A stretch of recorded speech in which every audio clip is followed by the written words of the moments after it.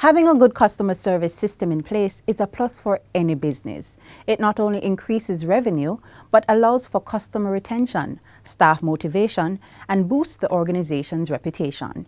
In the show, we hear of the measures being put in place by the Ministry of Finance to improve their customer service experience. Hello, I'm Sandra Johnson, and you are watching Jamaica Magazine. Get the details right now and so much more. The Cannabis Licensing Authority is committed to supporting the creation of a regulatory framework for the growth and sustainability of Jamaica's medical cannabis industry. We carefully assess application forms for businesses and individuals interested in becoming partners in the industry. Along with other ministries, departments of government and agencies, the authority endeavors to preserve the integrity of the industry through compliance. This is all done to ensure that the industry is operating in conformity with Jamaica's international obligations. Call or visit our website to find out more about the work of the Cannabis Licensing Authority.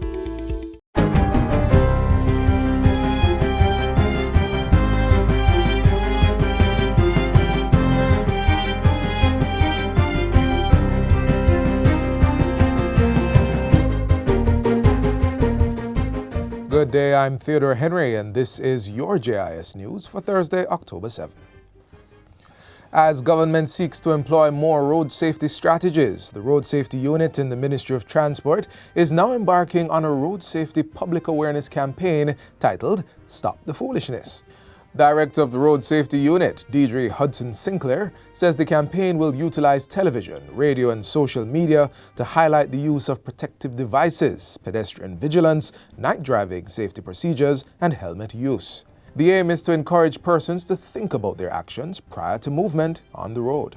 The campaign really is appealing to all road users to practice good road safety habits, to use the road with discernment, and to move cautiously in the road area. So our target areas are actually usage of protective devices for motorcyclists, for private motor vehicle passengers, and drivers as well. Mrs. Hudson-Sinclair says it was assumed that less traffic and less movement during curfews and on no-movement days would have helped to reduce the overall road crashes and fatalities. However, this is not the case. The Road Safety Unit Director shared data which shows a 6% increase in road fatalities. Mrs. Hudson-Sinclair was speaking at a recent JIS think tank.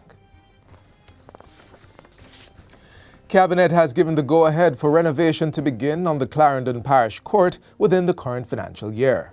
Information Minister Favour Williams says the project, which costs approximately $40 million, has been approved to be included in the public sector investment program. The Clarendon Parish Court, having been constructed over 50 years ago, has begun to show significant signs of infrastructural degradation. Minister Williams says the upgrade is necessary and is in keeping with the strategic priority of the Ministry of Justice to establish a sound court infrastructure that supports effective operations. The Information Minister was addressing Wednesday's post-cabinet press briefing. Government will soon be developing legislation to govern the operations of communities with shared facilities and expenses which are not governed by the Registration Strata Titles Act. This follows Cabinet's approval. It will regulate the operations of landowners or landlords who share common areas of a development or real estate.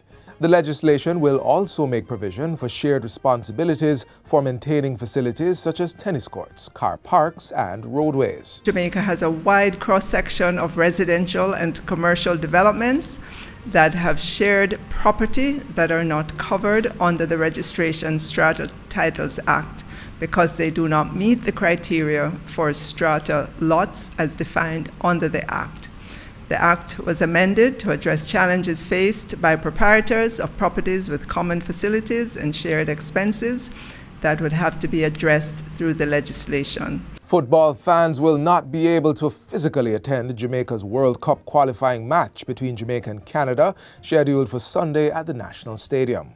Minister of Local Government and Rural Development Desmond McKenzie made the announcement, stating that the decision was made based on the need to maintain close management of the spread of COVID-19.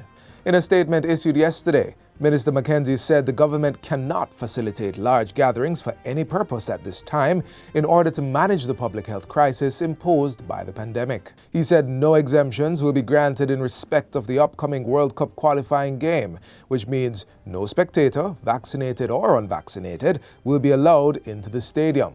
The public is being reminded that under the current disaster risk management order, Sunday is a no-movement day. The protocols implemented in May, which permits the resumption of club football under clearly defined conditions, remain in place. And finally, Jamaicans can still submit nominations for the 2021 Prime Minister's Youth Awards for Excellence following an extension of the deadline to Friday, October 8.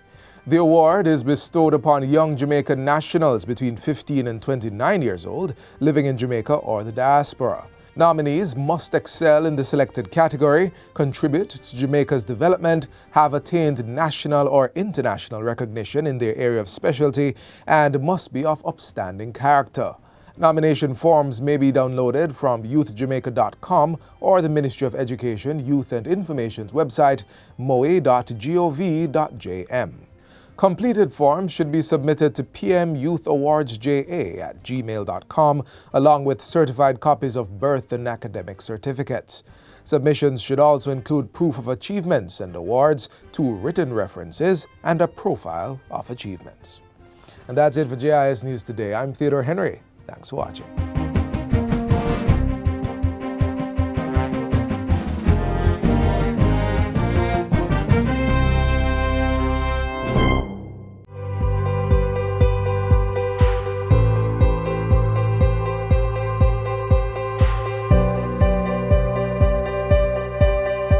Jamaica's COVID-19 vaccination plan is still in effect. If you wish to make an appointment, please do so online by visiting moh.gov.jm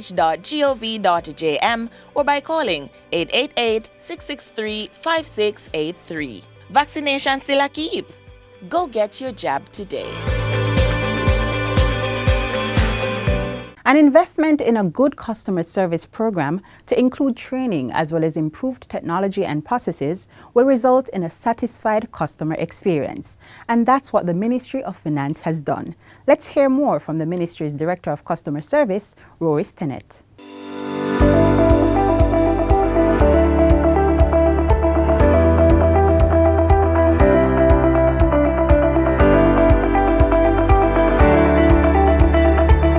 The Ministry of Finance and the Public Service have employed new technology, upgraded facilities, responsive training, newly re-engineered processes, and highly specialized staff to ensure that their customers are at the heart of every service they deliver.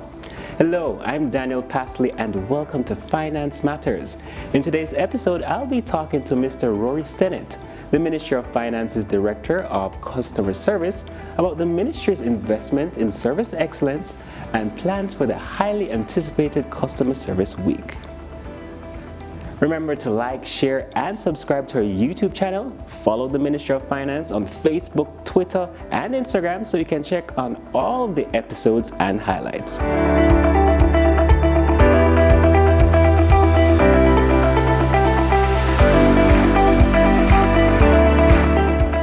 Thank you, Mr. Stinnett, for coming on the program today. Thank you for having me. Now, how do we define service excellence? I am so happy you asked that. Service excellence is being the best for the customer in every single sphere. A couple years ago, the ministry set a marker. We drew a line in the sand. We said, we are going to be the center of excellence in government. And so we've made practical investments to get there. But you don't get there overnight. It started with us saying, what's the governance layer? Who's going to be in charge of it? Some years ago, for example, we made a service charter. But this time around, we said, how do we know that we're delivering for customers? How do we hold ourselves accountable? And can we say to customers, judge me by this standard that I have set? That's service excellence. Now, what has the ministry done in implementing strategies so that there is an improvement in the customer service experience? We invested in people. We're giving our people top-tier training in customer service.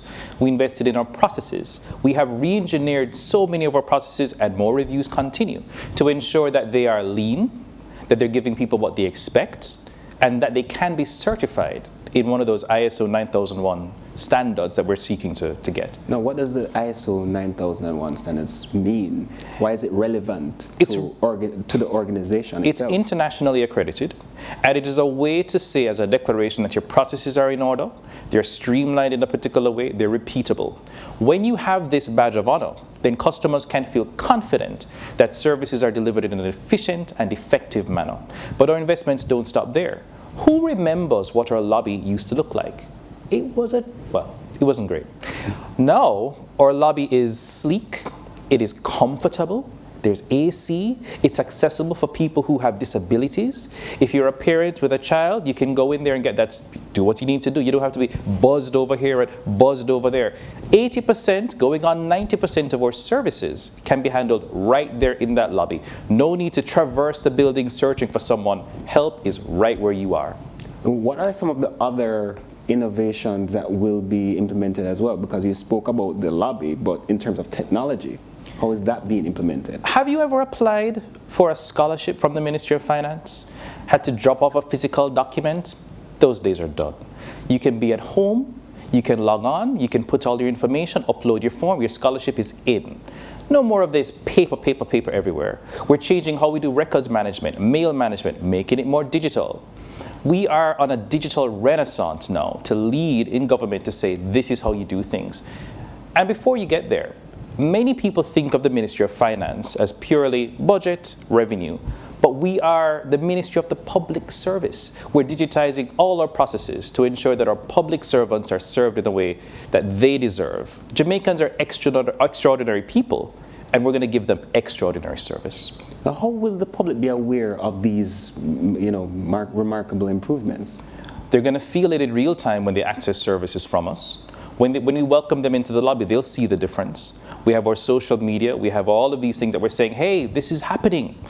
And we're having a service excellence conference. It's where we bring together the minds of business leaders and government leaders who are doing this cutting-edge customer service work to discuss ideas and how we do it. So if you are a small businessman thinking about improving your service, this is the place for you. If you're in a government agency and you want to level up your service, this is where you go. If you're a citizen and you want to learn the breadth of the experiences that are going to change because of the intervention of the Ministry of Finance, the Service Excellence Conference has your name on it. Now, in the grand scheme of things, how will this redound to the benefit of the Jamaican economy and the average citizen? The government is here to support you. We're not here to inhibit you. It should not be a hassle to get service from the government, and we're leading that way in the Ministry of Finance. If you know about the Ministry of Finance, you know that we are at the center of everything in government. So when we are more efficient, government becomes more efficient. When we can influence the services of all these other agencies, they're doing this big thing called a cabinet submission, which is simply a way of getting things funded so services get to our citizens. When we make that process more efficient, service is delivered faster, more effectively, and provides value for every taxpayer's dollar. Oh, thank you. Thank you so much. I see that the Ministry of Finance is doing quite a bit in ensuring that the level of service excellence is at a global standard. That's right. We're setting that bar. Now, a few other agencies have joined the fight, so you'll notice that there's a big campaign in government now from Cabinet Office to push the agenda. But we're going to be leaders in this, so you can hold us accountable. Every year, we're going to be holding a Service Excellence Conference and demonstrating to Jamaicans this big amount of progress that we've made. So stay tuned. There's so much more to come from the Ministry of Finance and the Public Service. Well, you heard it. Many more to come. Thank you, Mr. Senate, for coming on the program and telling us about the remarkable improvements that the ministry has been spearheading to ensure service excellence. Thank you very much for having us, Daniel. And we are the center of excellence when it comes to service from your government. And we'll have to leave it there. I want to thank my guest, Mr. Rory Stennett, Director of Customer Service at the Ministry of Finance and the Public Service, for helping us to understand the role of service excellence in the public sector and the Ministry's commitment to service excellence. And thank you for joining us on Finance Matters. Follow us on social media at MOF Jamaica. Tune in next week as we continue to demystify the economic and fiscal policies and initiatives implemented by the government of Jamaica to empower Jamaicans as we chart a path to Jamaica's economic prosperity.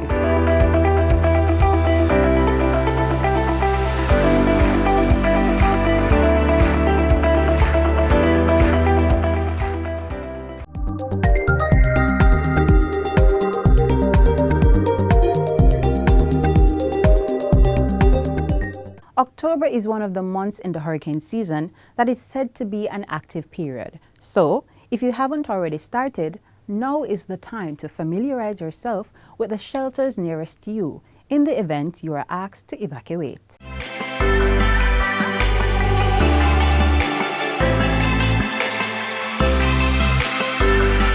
The Office of Disaster Preparedness and Emergency Management are working closely with the municipal corporations and the various stakeholders that we are in a state of readiness.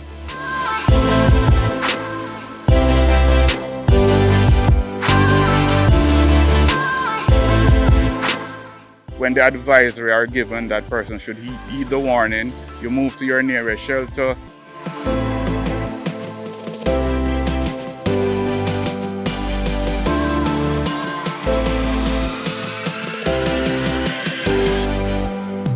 We would have done extensive work leading into the hurricane season. The hurricane season is 6 months, as we all know, from 1st of June to the end of November. And so extensive work would have gone in way before June to prepare the country for any eventuality. We have started our shelter inspections as early as March, right across the parish. The various municipalities has been inspecting shelters, mobilizing resources, and continuing our program in terms of training of our volunteer corps. The section that is provided for families is a new innovation, and Clarendon must be commended. So I'm saying, yes, I am more than satisfied, well pleased and satisfied.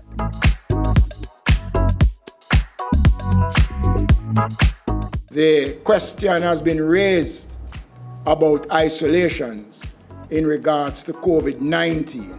All our shelters are equipped with isolation areas so that persons, if they come down with COVID, will be relocated to these shelters. This year, we have what we call our COVID protocol officers, who are specifically trained and in place in relation to ensuring sanitizing, mask wearing, temperature checks at the facilities, and general protocols being observed in the shelter facility.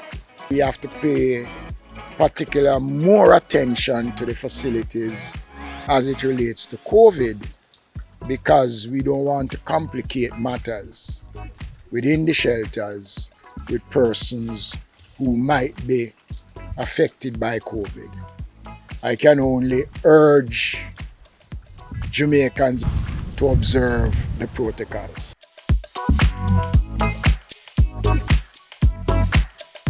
Throughout this program, the ADPEM seeks to ensure a constant stream of emergency supplies, inclusive of relief items, emergency response supply items. These readily available responses to emergencies and disasters such as flooding and earthquake.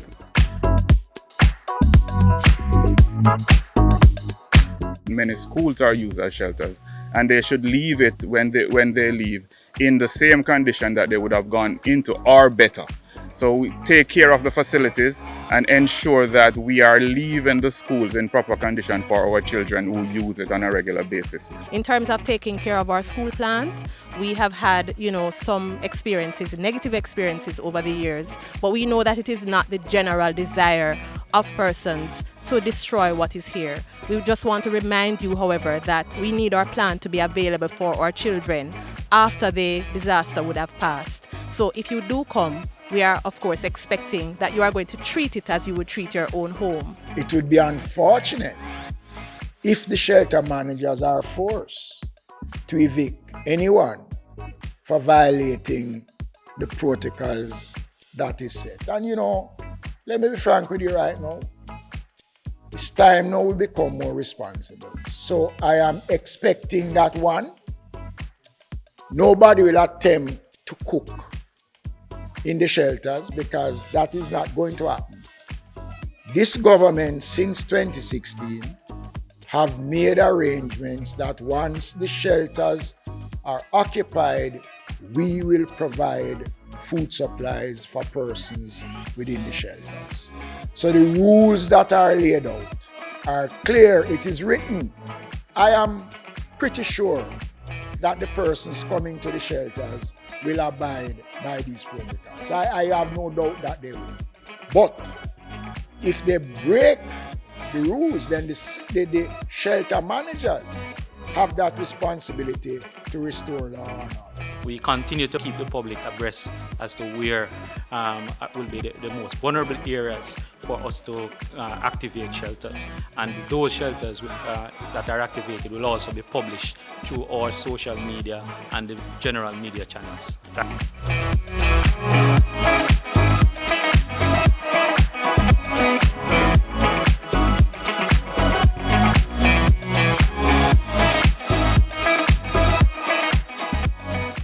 We remain resilient in our fight against known and unknown threats to our country. We are never daunted. We are committed to continuously deliver effective and efficient service when we save lives and protect property. And we continue to reassure with courtesy, integrity, and respect for the rights of all. We are building forward together. Up next, the Meteorological Service of Jamaica answers some frequently asked questions related to weather events. Here's more.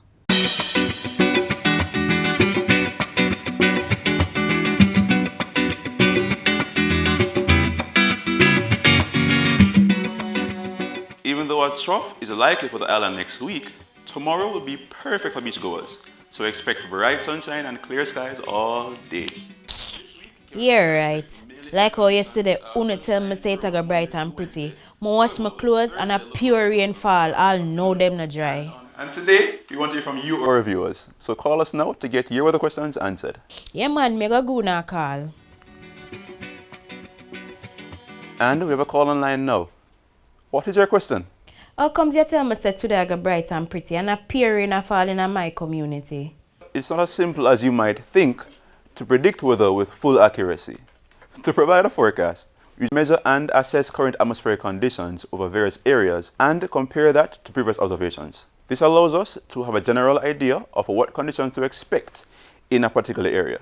Rainfall, however, can be difficult to forecast, especially for small areas. From our analyses and observations, we can know that conditions will be ideal for rainfall, and we have a good idea of the general region where rain is likely, but it is sometimes difficult to give that precise location. Oh, so you're saying even though you can't tell me it will rain in my town, you can't necessarily tell me it will rain in my little district? You've got it. Oh wait, I have another question. But you're not talking about one system where going to affect the island. Where next week? When you think it's so early, we need to know about that? When it comes to telling the public about severe weather, the nature of the system determines how soon we start to share that information. For systems like tropical wave or a trough that may produce severe weather, advisories are issued 2 to 3 days before a system is forecasted to affect our area. For tropical cyclones such as hurricanes, advisories are issued once a system is expected to be formed within 48 hours, even if it will not affect Jamaica. You know what else me always want to know? The Met Office and ADPEM, them do the same thing? No. The Met Service is responsible for monitoring the weather conditions over the island and territorial waters and issuing reliable and timely weather services. ADPEM, which stands for the Office of Disaster Preparedness and Emergency Management, is responsible for maintaining a state of national preparedness for all types of disasters. When the system that could cause a disaster is a weather phenomenon, the Met Service monitors the progress to forecast and to determine the extent of the weather conditions. You know, I never know there's so much things the Met Service do, and that weather forecasting is so complicated. Yes, it is. And if you have more questions in the future, please feel free to contact the Met Service. Practice good hygiene by washing your hands frequently using soap and water. Here's how you should do it while conserving water. Turn on the tap to wet your hands, then turn off the pipe. Lather your hands and the tap with soap. Turn on the tap and wash your hands, back, front, and in between fingers. Use some of the water to wash off the tap, then turn it off. Dry your hands with disposable hand towels. If you don't have running water, use a hand rub containing 62% or more alcohol. If hand sanitizers are not available, rubbing alcohol, Dettol, white rum, or household bleach will do the trick. And if all else fails, let hand washing and the handling of potable water be a two-person event. Each person will take turns pouring and washing hands with sitting water. Now is a good time to consider installing a tap on your containers to reduce the risk of water contamination. Faucets can be easily attached to drums, buckets, or 5-gallon water bottles. And to ensure that the outside of the containers are clean when recapping, disinfect it with hand rub containing alcohol that's 62% or more.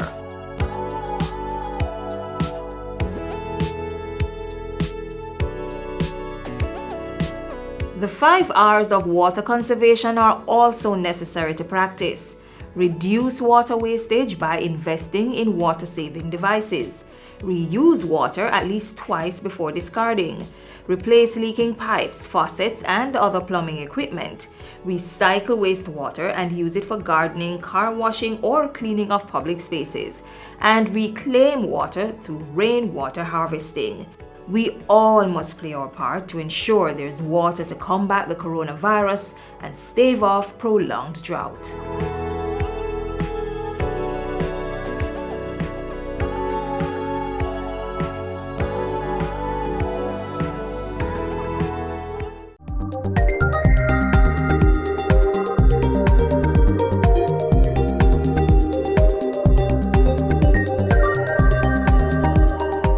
This is where our journey ends, but only for today. Join us again tomorrow when we bring you another informative program. In the meantime, stay connected via our website, gis.gov.jm, and while you're online, send your feedback to Jamaica Magazine at gis.gov.jm or via tweet at GIS News. You may also find us on all the major social media platforms and through our mobile app that's Android and iOS compatible. On behalf of the production crew and Sandra Johnson, take care.